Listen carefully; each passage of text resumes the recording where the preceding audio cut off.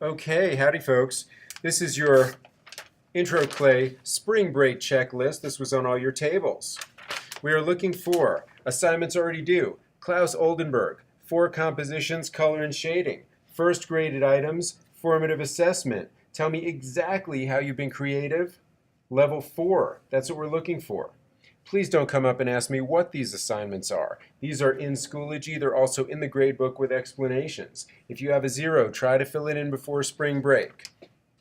Assignments due before 3/27, which is the last day prior to spring break. Also keep in mind you can come to Clay Club Day, which is Tuesday. Not sure of the date. It's Tuesday. We run late. We have parent conferences. You can also stay later that day if you like. Your model for stackable food should be dry and fired. This is the model that you created of one of your 4 compositions. This is the model, in theory, you are making larger for your large piece. These are bisque fired. They clank together a little. They're not dry clay. If yours has not gotten to the kiln yet, you should make sure it gets to the kiln soon. Typically, we bisque fire in the small round kiln. When you glaze these, you may want to take a picture of the glazes you use. So just a snapshot of all these numbers. We keep talking about the idea, let's say these are apples. I use 2 different reds and I don't know which red. If I know that I took pictures of these 2 or 3 reds, maybe Mr. T can help me find out which one it is. If I didn't write it down, it's very hard to figure that out. Yours might not look exactly like the one in the bin. Without the glaze numbers, you won't get full credit. Remember, this is a glaze tester.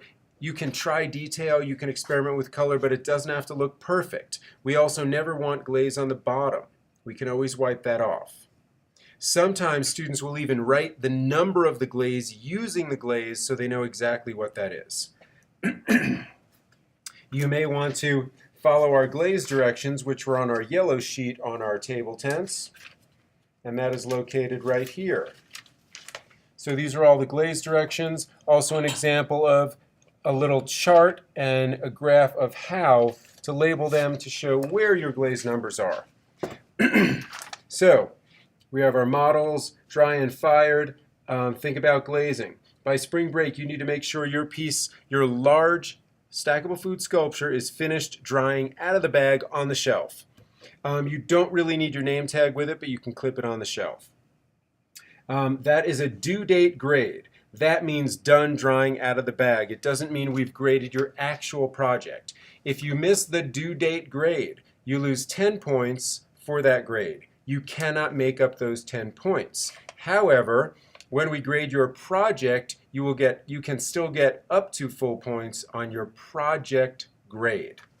That is the separate rubric, which I will also post in Schoology so you can look at it and work towards it for this week and next week. So what we're looking at here, you have worked through the creative process, which for our purposes has 4 levels. We looked at that in PowerPoint, Schoology, the project board back there. You have, through your formative assessment, pushed yourself towards level 3 and 4 creativity. This shows thought and action through design ideas and your small model or maquette of your project. You also understand that your small model will serve as a color glaze tester when fired, will also be graded.